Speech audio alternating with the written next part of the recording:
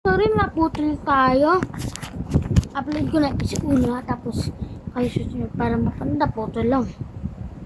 Cut ko na lang. Cut ko na siya.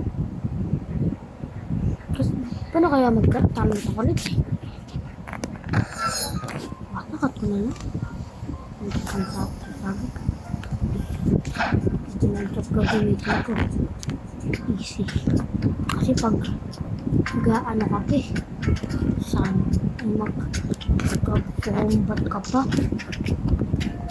Kasi ito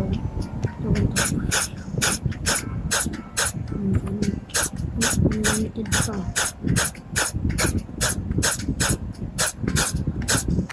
Ganun gagawin ko. So wala ito. May pwede yun. Ito pa. Tayo. Bye-bye, Di! Patayin mo lang ano dyan, ha?